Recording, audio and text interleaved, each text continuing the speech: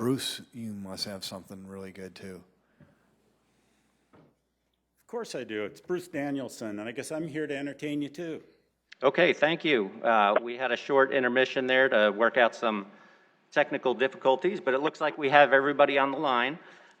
Before we get started, I just wanted to introduce myself. I'm Tom Greco, the Sioux Falls City Clerk. And the way we're running this is for the folks that are on our video conference, you should be able to see a picture of the chambers. Right now, you should be looking at me. We have our videographer, Tony, downstairs. He operates this for us and the council. And so before we get started, I think we'll just have some quick introductions, starting with the folks in the room here, Mr. Millage, followed by Mr. Kipley, and then we'll go to Bob Timian, and then Tom Hurlbert, and then Barb. So, Mark. Thank you, Tom. Mark Millage, lifelong Sioux Falls resident, live in the Northwest District, and this is my second rodeo, as they say. I was on the 2017 commission. Look forward to this one as well. All right, wonderful. Joe Kipley, originally from Brookings, South Dakota, and moved to Sioux Falls in 2016. And I live in the Southeast District and work at Sanford Imaginetics. All right, thank you. Mr. Timian. Bob Timian, we moved to Sioux Falls in 1978, and we've lived in the Southwest District, and currently I work for the Ramcota companies. Thank you. Mr. Hurlbert. Thank you. Glad to be here. My name is Tom Hurlbert. I have been in town at least 15 years. I am a principal architect and co-founder of Co-op Architecture, and I live in the McKinnon Park Central District neighborhood. Thank you. And Ms. Brooks Johnson. Yes, I'm Barb, and I was born and raised in Sioux Falls and have been gone for a few years and now live downtown. Okay, well, thanks. We got a great team here. And last, I want Jeff Schmidt, who's our planning projects coordinator and someone you'll see quite a bit of over the process here. So, Jeff. Thank you. Jeff Schmidt. I'm with the planning department, and I've been doing this for quite a amount of time. Live in the southwest part of town, and I was born and raised in Sioux Falls. Okay, great. So we've got obviously a great team. I, for one, on behalf of the council, want to thank you all for applying to be part of this process, and certainly for being here. You know, it's been a busy time and it's been an odd year. This is something that we have to do as a community. So, you know, obviously a lot of people are going to be relying on your expertise, your insight, and, you know, ultimately you'll end up delivering a plan to the city council to redraw our district boundary lines. But we'll talk a little more about that as we go through the process today. But what I wanted to do first is go over a series of slides. I sent these ahead of time just to more so provide an introduction to what you'll all be doing over the next several months. As you saw from my email and probably saw in the news as well, we do have a delay in receiving the census numbers, which will have an impact on the timeline, and we'll talk about that as we progress this evening. But to begin with, I just wanted to give you an overview of what we'll talk about today. This is essentially the agenda. I'll open up with a discussion about open meetings and ethics. We'll then talk about your responsibilities. I'll also add some of the council responsibilities so you have a broader overview of what the entire process is. Talk about the designation of the commission chair. That's something that can be done tonight. Traditionally, though, it's done at the second meeting. And then we'll talk about the criteria and a map review. Jeff will do that. He'll talk about some previous examples just to let you know what it'll look like as we go forward. And then the last thing, which is really one of the key things for tonight and something you'll act on, hopefully, is a review of our timeline and possibly a recommendation for an altered timeline, because we're at the point where we do believe we need to adjust the timeline. It's allowed by charter, and we'll give you some options going forward. I'm going to hold on that slide right now and just talk through open meetings and ethics. Stacy Koister, our city attorney, couldn't be here tonight, but he is one of your resources, our city attorney. I'll be sure that you have his phone number in case you have any questions. But really, the key thing is that you're a volunteer board, a commission. People appreciate that. Not going to get too deeply involved in open meetings and ethics right now. There's quite a bit to it, and I'll provide you some additional information via email. But really, the key thing is that you're treated as a public body, just as the council is. You have certain requirements when it comes to state statutes regarding how you meet, when you discuss things, and how you discuss things. So really, the one thing to keep in mind is just an adage that is constantly reinforced by the Open Meetings Commission and other public bodies is just, follow the adage of the public's business is something that should be done in public. So just bear that in mind as you're seeking to discuss certain things. Leave it essentially until we get to our meetings before you really discuss the business of the city under certain circumstances, and I'll talk about those. So there's really two key triggers that you need to understand to know whether or not you're in a meeting and whether you must adhere. You always have to adhere to the open meetings rules, but I'll tell you when they really come into play. First of all is understanding a quorum. So there are 5 persons on this body. 3 of you constitute a quorum. So whenever a quorum is present, that public body is basically together. And the other key component is that business is being transacted or discussed, or policy is being formulated. So in other words, if there are 3 of you together, which will always happen in one of our meetings, if there are 3 of you together, it's okay to talk about business. It's supposed to be preceded by a proposed agenda that you'll adopt at each meeting.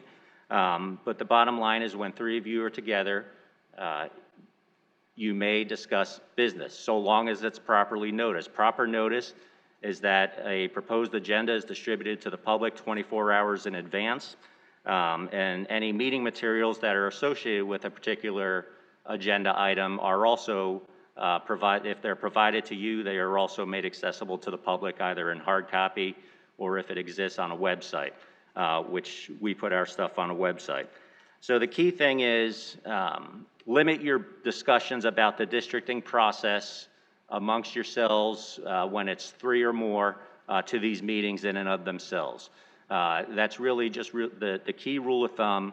If you find yourself out and 3 of you kind of get together, that's okay, just don't talk about the districting process.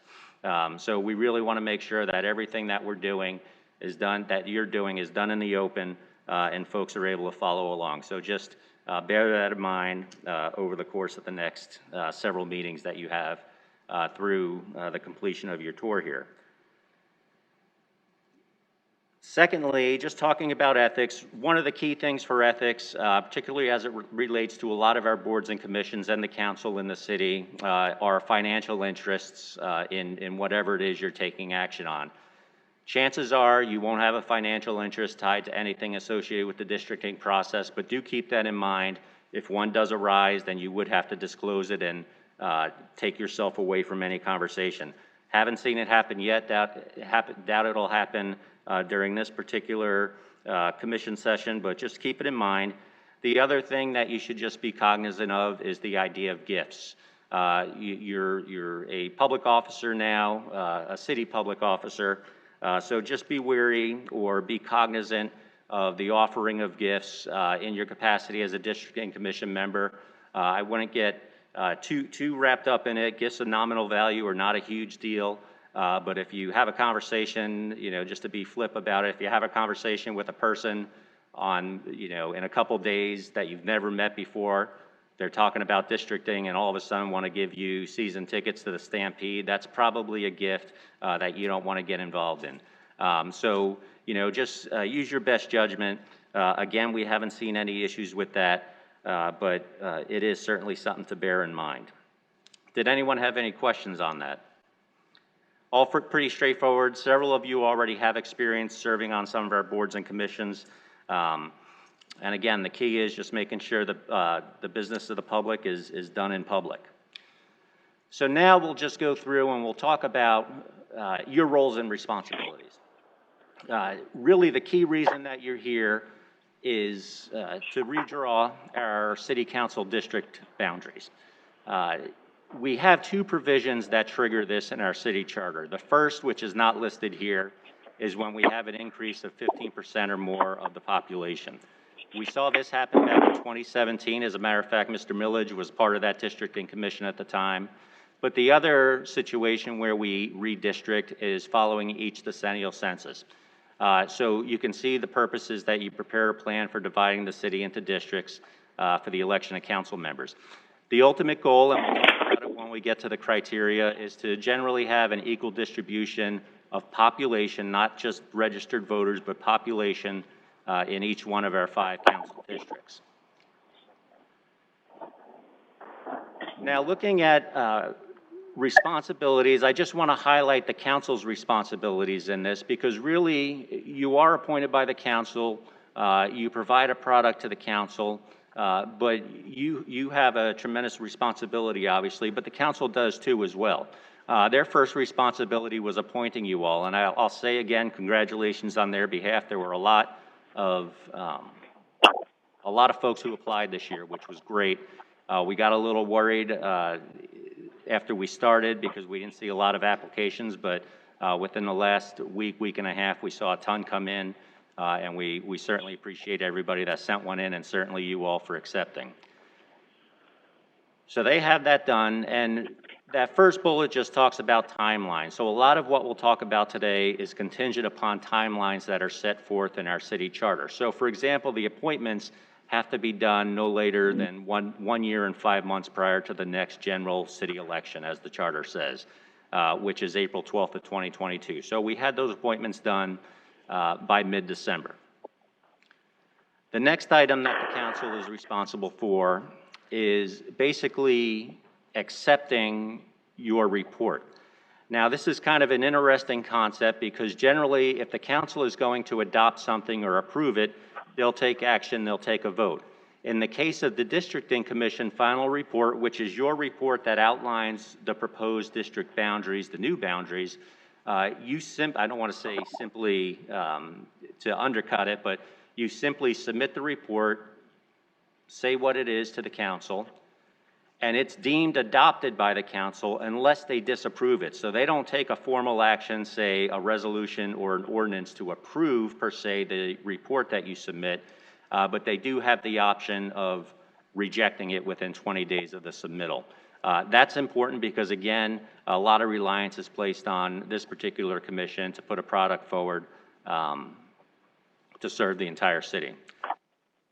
The last thing, and I call it a related duty, is the changes to Chapter 38 in our elections ordinance, and those are our precinct boundaries.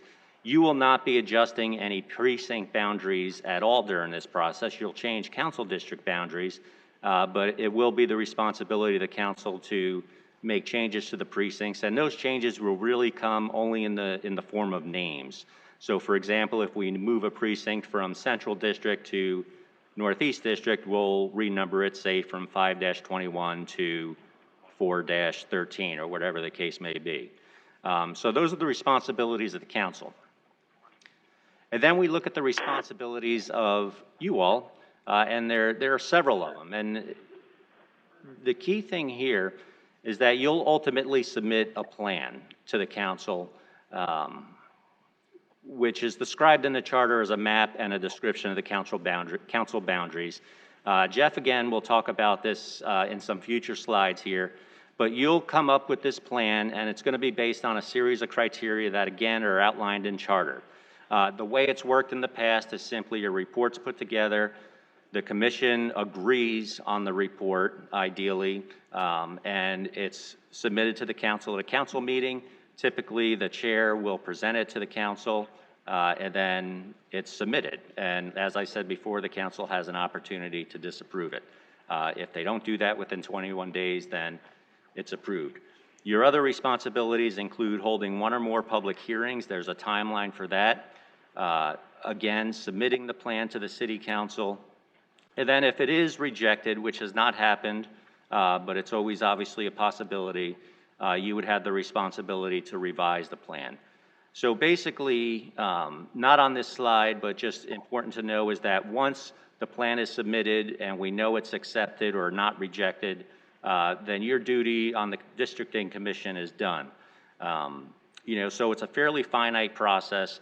This year it'll take a little longer than we originally anticipated because of census numbers, but overall it is a fairly straightforward process. Now, intermixed amongst all those bullets there will be a series of meetings. So you will have to meet to discuss your plans and come to consensus on options to alter the district boundaries. And again, Jeff will assist with that as time goes forward. So moving on, well, I'll pause there to see if there's any questions. So among the other responsibilities that are outlined in the charter is the designation of a chair. I mentioned earlier, it's typically done at the second meeting. You all are your own body right now. You don't necessarily have a chair, which is why I'm sitting here sort of guiding the train tonight. But the chair will have certain responsibilities. You are required to choose one. I list out the composition of the board up there, up on the slide that you see. But essentially what you'll do most likely at the second meeting is vote on a chair. I would recommend if any of you are interested, just bring that interest to the second meeting. You can nominate yourself, have someone else nominate you, and then we'll go through the process of voting on that. The responsibilities of the chair, again, are to preside over meetings. They're relatively informal meetings, but we do have, or want at least a degree of formality, motions, first and seconds, and then obviously votes to adopt certain actions that you want to take. And secondly, what the chair would typically do is present the report to the city council.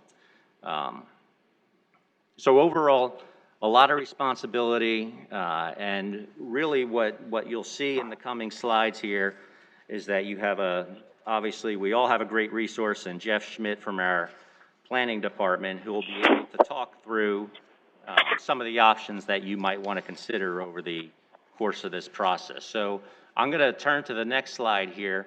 I would not recommend you read it. As a matter of fact, you may not be able to on the screen, but I'll let Jess start talking about our districting criteria and give you a sense of what the districting process physically looks like. Thank you, Tom. So this is, again, a lot of this stuff that Tom's been going over, this is all in the charter. And so this information that's in the charter has been there historically every time we've done this. And so with this districting criteria, specifically this time, I put it into an example for you to try to understand and for me to walk through. So the last big census that we did back in 2010 and 11, we came up with option B, and we went through the 5 criteria. And the main thing that we really need to do is up there in the upper right is you need equal population and you need to have the deviation correctly.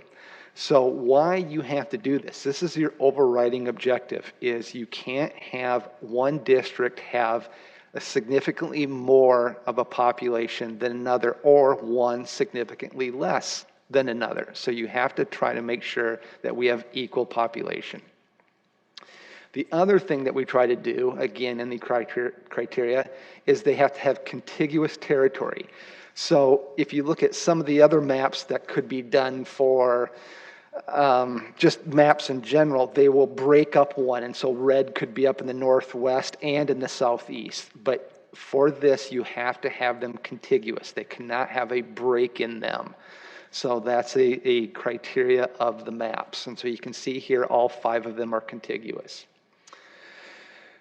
Each one of these districts, we have the 5 districts, and then there's precincts within each one of the districts. The precincts themselves cannot be divided. That becomes a real challenge. Some of these precincts not only are large geographically, but their numbers get significantly large. And again, when you look at the maps, you'll go, you know what would be really nice is we'd move one from the really far down and move it all the way to the top. Well, that doesn't work. So they end up moving around the circle close by. And so some of those larger districts, you can't just move it from one precinct over to the other district because, again, then you won't have equal population in the other districts. So you're unable to divide those precincts. They have to stay whole. This one's an interesting one. When the charter was determined, they said they only wanted a limited number of districts in both counties. So right now we have 2. So the chair can walk you through this. You as commission members can discuss this, but they want it limited. It doesn't say it can only have 1 in both counties. It doesn't say you can have 2 in both counties. It says you need to limit the number of districts in both counties. So that's a criteria that you have to be cognizant of as you go forward. And so again, you can see here, we have Southwest and Southeast. Those have been the 2 historically that have been straddling into Minnehaha and Lincoln County. And then the 5th criteria is again a very interesting criteria. The length has to be as short as possible. So when you look at a geographic map, again, if you meet all the other criteria and it's contiguous and it's equal, could you wrap it all the way around the outside? We've looked at that before and gone, well, you know what, this really works. We're going to we take a precinct from the outside all the way around, and you go, yeah, that works, but the length is so long. And then you guys have to decide as commission members and go, does that meet all the criteria? So I kind of put it down here in the Southeast and said some of these are long, but it still generally meets the criteria that the commission has set forward. So I think that's a little bit easier to look at than just reading the charter. So there's your 5 criteria. So now, if you have questions, again, as Tom's alluded to, please speak up or cough really loud and we'll address those. This is one of those things why I've done this historically. I've really enjoyed this. When I did this back in 1999 and 2000 and up to 2021, it's because in the planning office we do a lot with housing and growth and population. So that's kind of why I think I got thrown in this, where I didn't show up at a meeting back in 1999. I don't know for sure, but I got involved back then. And through this time period, in 2001, it was a census information. So we did that, and I wanted to show you, we got the blocks from U.S. Census. And in general, they were all about 24,000, the 5 precincts. Then in 2008, we did another redistricting. And that's because, and we talked about this a little bit off camera, anytime there's a growth of more than 15% within the community, the equal representation's not there, so you have to redistrict. So in 2008, we had a 22% increase, so we redid district again. In 2011, again, new census information came out from 2010, so we redistrict, and at that point, we had jumped all the way up to about high 31,000 for each district. In 2017, when Mark joined us again, we had a 15% increase. So we redistrict, and now here we are in 2021, having census information coming out, and I'm alluding to, I think we're going to be around that 39,000 for each one of them. So we went from 24 to 31, and I would expect this time they're going to be about 39,000 for each one of the 5 precincts. So, this is where we were back in 2017. This is currently the districting map that we're working with.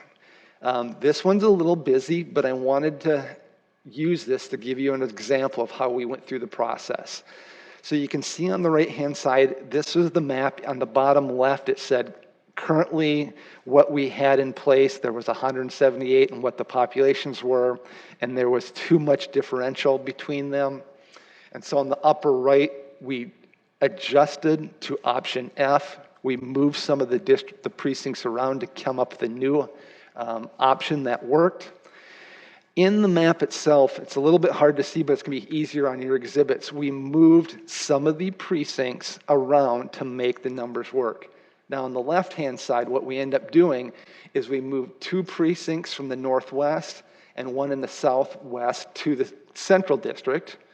We moved precinct 515 from the central and 1 from the southeast to the northeast. we moved something from the southwest to the northwest. So we ended up moving 6 precincts around, but we got it to work.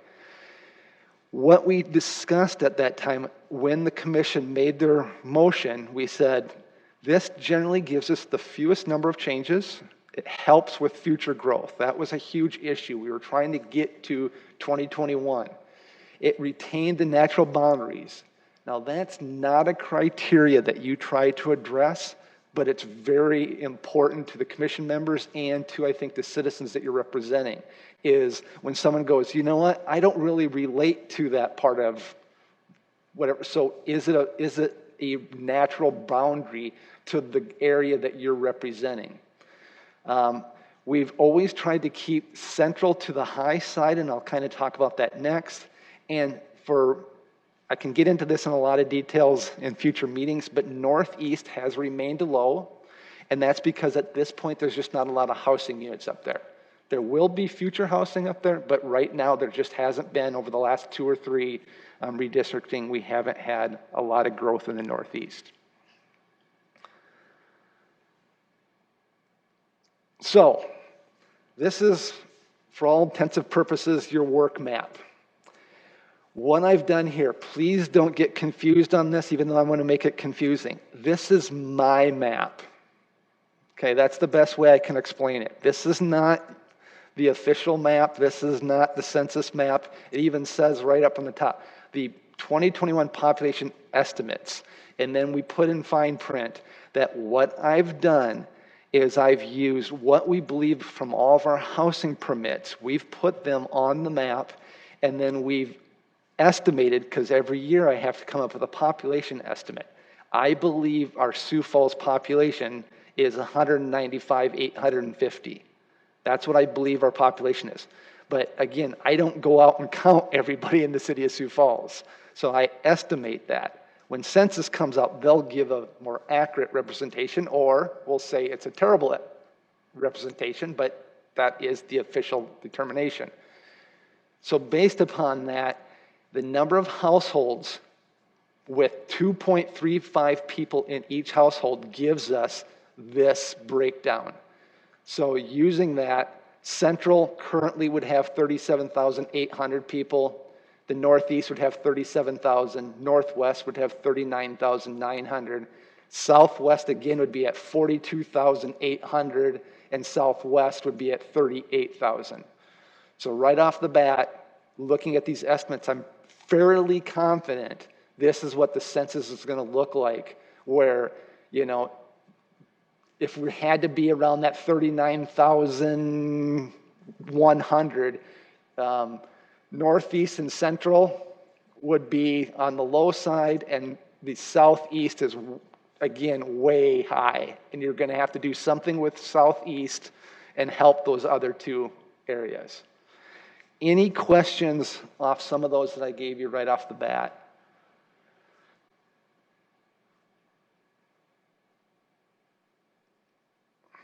Okay, so then this is, again, your working map, and this is kind of what I'm going with from my years of experience. We have an adopted, city council adopts a growth management map. So we know where we're going to put sewer, and we know where we're going to put infrastructure, and we know where we're going to grow. This is the growth map. The colors on this map tell us, again, on the left-hand side, where are we going to grow in the next 5 years, the next 15 years, and the next 25 years. And then I asked our Geographic Information Systems Department to overlap that with our current districts. So you can see, and again, I'll exaggerate here, that there isn't growth expected in the Central District. Well, that's not actually true, because you can grow on top of existing parcels, but it gives you an idea of where it's really shown, where there's ag land or totally vacant land, and where the growth is expected. So not much to the southwest, but a lot of land in the northeast and a lot of land in the southeast. So that's where in 2017, and I would expect in 2021, when you come back, you would want to keep those numbers to fairly good representation. You wouldn't get those so high because the next time we do this in 2025, 2026, if you get them so high, we're going to have to, that next commission's going to come in and go, well, they didn't do us any favors because everything's going to have to be readjusted again. So you kind of go back and forth in your homework and your questions when you come back to the next commission meeting, when you call Tom, if you call myself, you look at this map and go, okay, I got a pretty good understanding, and the next map. The other thing I should point out here, since I kind of alluded to it earlier, you can see on this map, and we can get you hard copies too if you'd like to see this. It shows what the precinct numbers are, so you can see like 2741, and then the numbers below that are my estimations of how many people are within each one of those.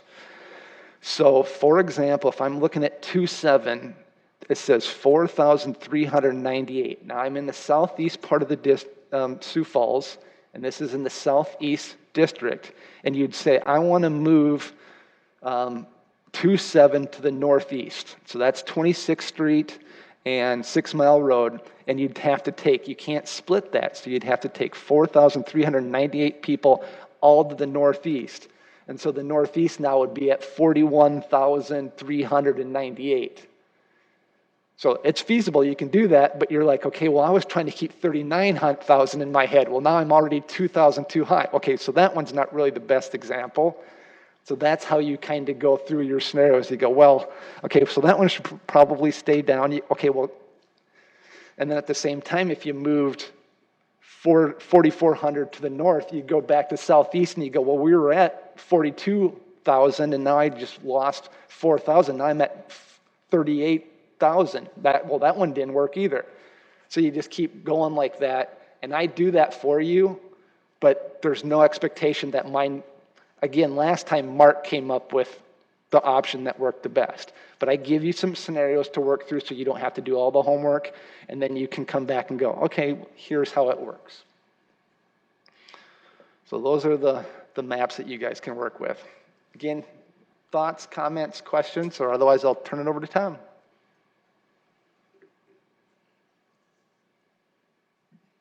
Okay, thanks, Jeff. A lot of good information there, giving you an idea of how you'll move forward. Again, those are estimates, and right now we'll start talking about the path forward here. So were we still under the assumption or the presumption that we would get our census numbers in March or April? Typically, they would have been to us by March 30th or so. This would have been the timeline that we were looking at. The key thing which is in the charter is really that July 13th date. That is 9 months before the next general election of April 12th, 2022. So from that date, July 13th, we would work our way back. Remember, there are two other statutory requirements. The first is to hold a public hearing not less than 30 days prior to submission of the report. So that would have been June 13th. And then there's a requirement to make the plan available 30 days prior to that public hearing for the public to comment on. That would have been May 14th. So prior to the census numbers officially getting moved back, this was the going-in assumption that Jeff and I had for a timeline. Had everything stayed on track, we would have been most likely operating off of this timeline for the next several months. However, as I mentioned in my email and we discussed today, those numbers are getting pushed back. We know for a fact the Census Bureau released a news release indicating that the apportionment numbers, the aggregate numbers, will be released at the end of April. And so that means, based on their comments as well, that we'll maybe see detailed demographic data by the end of July. They gave July 30th, but Jeff was on a webinar, and even that may be in flux just as well. So there's no surety at this point that we'll see them, that we'll even see them by July 30th. However, we are hoping that we do for a lot of reasons, because just as a side note, we're not the only ones doing this. Obviously, you're the only ones doing it for the City of Sioux Falls Council districts. But this demographic data that the Census Bureau provides is used by states throughout the country for their redistricting processes. So I'll present two options, but first I want to provide really some factors that you may want to consider as you make a decision. And I do believe I would like some guidance from the commission tonight on how to proceed because it will require a change by ordinance adopted by the city council. So these are the factors that I think you may want to consider. First of all, what I just mentioned, we're not going to see detailed demographic data until at least July 30th. If it comes earlier, that would be a surprise and that would be great. But we can't assume that we're going to get it any sooner than then. The other factor to consider, and mostly to put yourself at ease, is that our charter does recognize the fact that there may be instances where the data is not available. So even though they have fairly strict guidelines within the charter for getting certain things done, one thing it does allow the commission to do, or the council to do, I should say, is adjust or shorten the time frame when that data is not available. And it's a fact that certainly now the data is not available. So that second bullet is basically a quote from the city charter, and those sections 2, 3, 4, and 5 are the sections that cover submission of the plan. It talks about the public hearing, the notice of the public hearing, but also the time that's allotted for the council to disapprove the plan and for you to revise. You'll see in the recommendations that we provide, we don't recommend any changes on the back end, i.e. the disapproval process or even the revision of a plan if it is disapproved. Number one, we're hoping we don't have that situation. And number two, if it did come to that, we suspect you would probably need a good amount of time to revise the plan and get it back to the council. The other factor to consider, which is just something I want to point out, and it shouldn't drive your decision entirely, but it is just a factor that I do want to disclose and make sure everyone's aware of.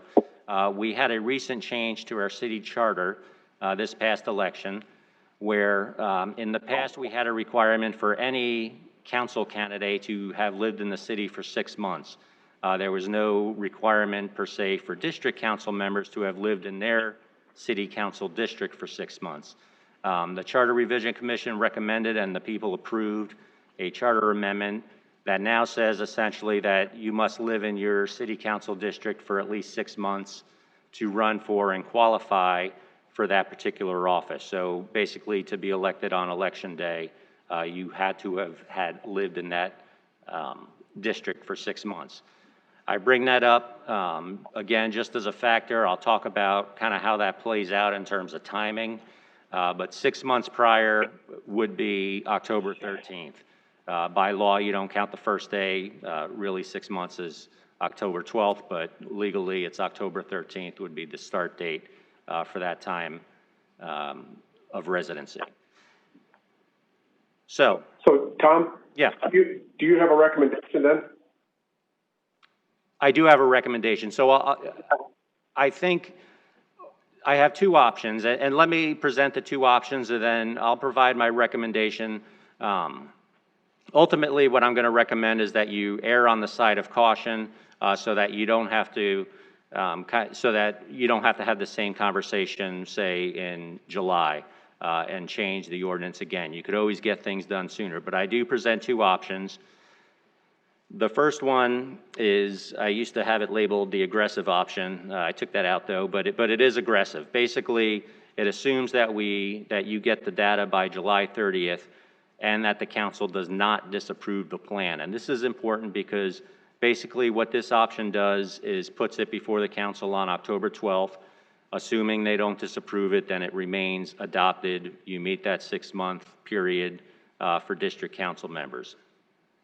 However, if you work backwards on that timeline, you'll see even if we get the detailed demographic data by July 30th, you would essentially have to have your plan complete by August 12th, because that's the latest date the plan could be made available to the public.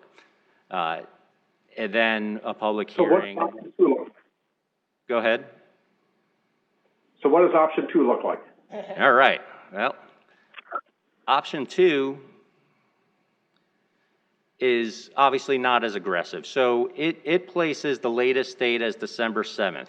And what I think that does is it gives a good month and a half kind of lag time for the actual results to come. I'm not saying it'll take that long, but it is liberal enough in so much as it provides some breathing room for the commission, albeit I think the commission would still want to get done with the process as quickly as possible. So say the results still do come by July 30th, you have the opportunity internally to set your own timelines to get done significantly earlier than December 7th. And the reason I chose this is because what it ends up doing is it gives some surety to council candidates, regardless of where they're from, about what our city council boundaries are going to look like.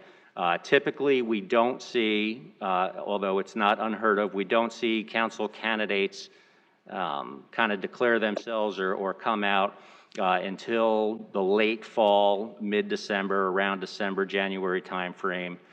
So, I don't think this would have a huge impact, but I think if we run into late December, early January, then it will do a disservice possibly to candidates, but also some citizens, because remember, the citizens will be changing districts as well, and we want to give people as much notice as humanly possible so that they know who their candidates may be. Now, I haven't mentioned it yet, but the Would it be appropriate to make a motion? What's that? Would it be appropriate to make a motion? You sure can. I would move that we adopt option 2 for our calendar and ask for approval from the commission for such. I'll second. Okay, and second by Mark Millage. So, any comments, Bob or Mark? I thought you summarized it real well, Tom. I mean, it gives us the latitude that if the census data does come back sooner, we can act upon it sooner. We don't have to wait. But having that, what you've got here is kind of pushing it as late as possible when it comes to filing and candidates declaring for what they're going to run for. Okay. All right, any other discussion on that?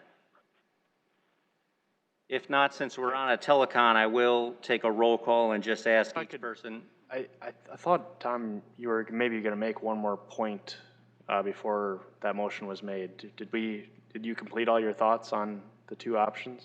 I did actually, and the key thing again is just you have the ability to push it up the sooner the information comes in, and I think it's a doable option. And just to kind of make folks feel a little more at ease, back in 2011, we had a similar, not exact circumstance, and the districting process really wasn't complete till mid to late November. So with that, I'll go around and basically take a roll for your vote. So if you could just give me a yes or a no on that. I'll start with Tom Hurlbert. Yes.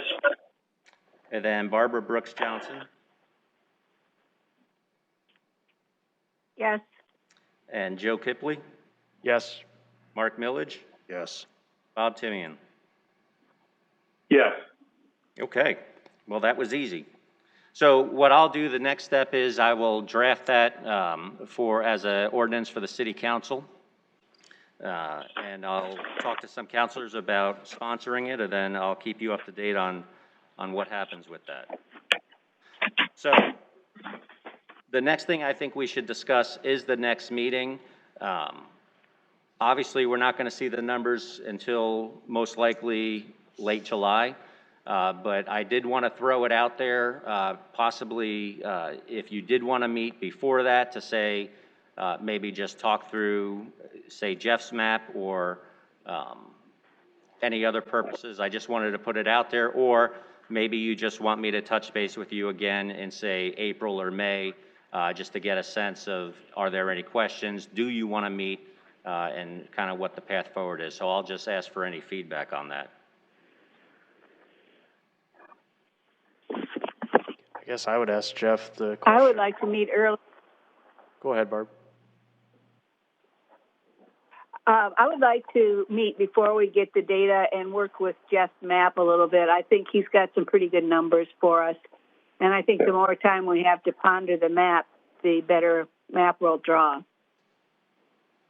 Yeah, I was going to basically agree with that exact sentiment, Jeff, and just ask you, I mean, what's your track record? You know, does your projections end up in the ballpark? Or would it be a misleading exercise where we go down all these rabbit holes and then we get the census numbers back and they're so different that we have to throw out all of our work and it would have been a complete waste of time? I tend to lean towards just the act of going through the exercise would get our minds thinking in that way. So I would also echo Barb's sentiment of maybe get together at least once between now and then and play with it a little.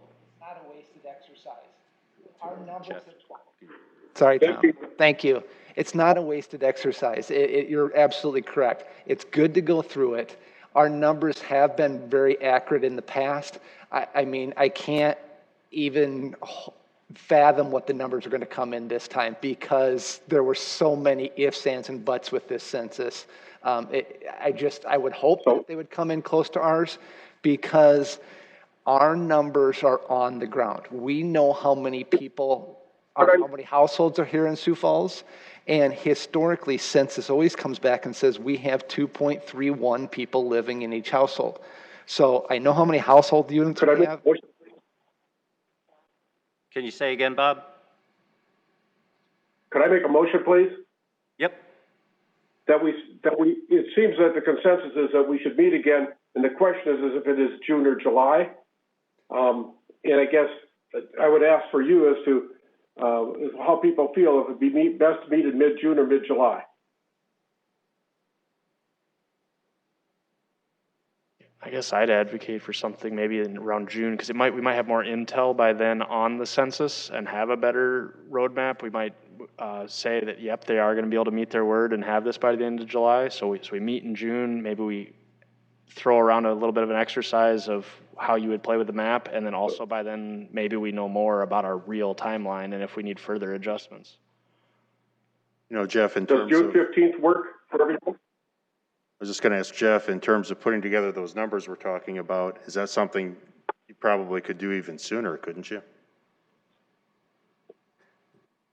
So, I can put the numbers together whenever you want them. So. My apologies. I had thought that this was going to be a 45-minute meeting, and I'm going to need to leave.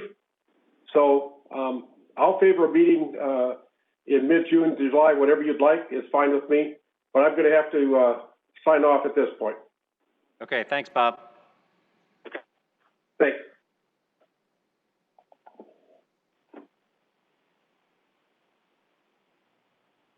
Okay, so we're looking, we can look at basically early to mid-July or early to mid-June, unless anybody would like to go earlier. But I think that's probably a decent time because it does give additional time if you want to come back looking at the preliminary numbers. It's fine with me. I mean, whenever you're ready and whenever the group can schedule that, it's fine with me. Okay. Tom or Barb, do you have any comments? Agreed. Early June and early mid-June is fine. Yeah, I would agree. Okay, so what I'll do, as we get closer, I'll send a doodle poll out for early June-ish time frame and give you a couple options, and we'll take it from there. And then just to highlight to everybody, then when we do start meeting, historically, we've done like meetings like every week because when the information comes out, you're like, okay, those two maps work really well. What I'd like to see next time is, can you move this and this? And then we don't say, and we're going to meet again in another month because it just doesn't make any sense to do that. We're like, Jeff, go do the maps. We're going to meet again the following week.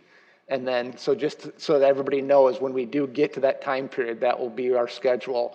And then I can go, and then if we end up meeting 4, 6, 8 times, we could meet twice and go, oh, that's fine. But we generally just met every week until everything was done. Then we put the plan together. You guys are pretty comfortable with the results, and we were done.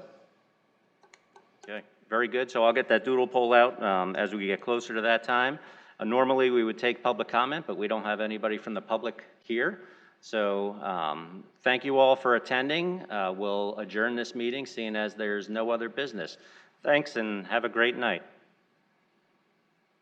Thank you, Scott.